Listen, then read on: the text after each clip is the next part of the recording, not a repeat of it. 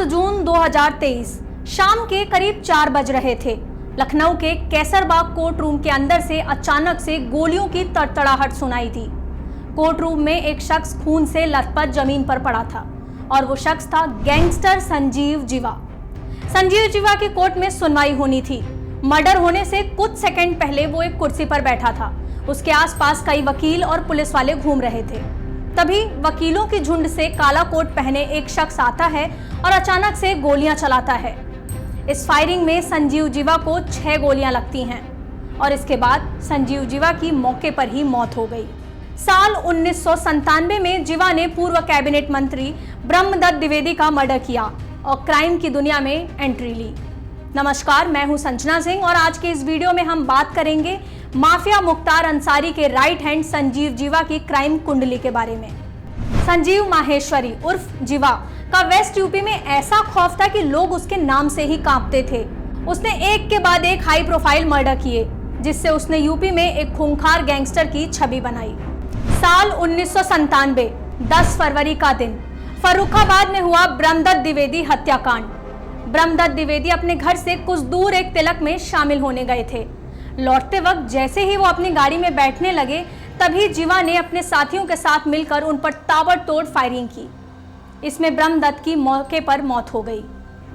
जिन ब्रह्मदत्त की हत्या संजीव जीवा ने की थी, उनके सियासी कद का अंदाजा इस बात से ही लगाया जा सकता है कि उनकी अंतिम यात्रा में अटल बिहारी वाजपेयी, लाल कृष्ण आडवाणी जैसे दिग्गज नेता शामिल हुए। इस हत्याकांड के बाद से जीवा पूरे देश में सुर्खियों में आ गया था। ब्रह्मदत्त द्विवेदी की हत्या के बाद संजीव जीवा हर माफिया की नजरों में छा चुका था। मुख्तार हो या ब्रजेश सिंह, हर किसी की एक ही चाहत थी कि कैसे भी संजीव जीवा को उनकी गैंग में शामिल किया जाए। लेकिन जीवा का रोल मॉडल था मुन्ना बजरंगी।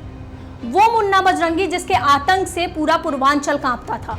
तो फिर क्या था, जीवा ने अपना सपना सच किया और बजरंगी से जा मिला। मुख्तार अंसारी के सबसे भरोसेमंद शार्प शूटर मुन्ना बजरंगी के एक इशारे पर जीवा ने एक के बाद एक कई हत्याएं की। जीवा अब मुख्तार के खास शूटर्स में से एक था। साल 2005 दिन 29 नवंबर गाजीपुर में हुआ कृष्णानंद राय हत्याकांड। मोहम्मदाबाद से BJP MLA Krishnanand Rai cricket tournament का उद्घाटन करके वापस लौट रहे थे। तभी एक गाड़ी उनके गाड़ी के सामने आई।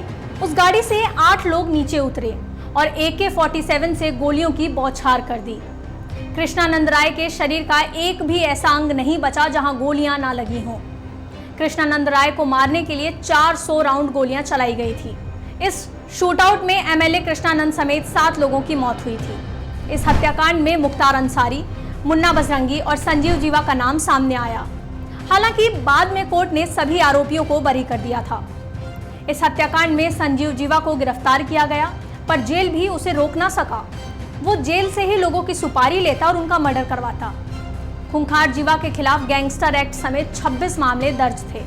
ऐसे ही और वीडियो देखने के लिए पत्रिका यूपी के चैनल को आज ही सब्सक्राइब कर लीजिए। फिर मिलते हैं किसी नई कहानी के साथ। धन्यवाद।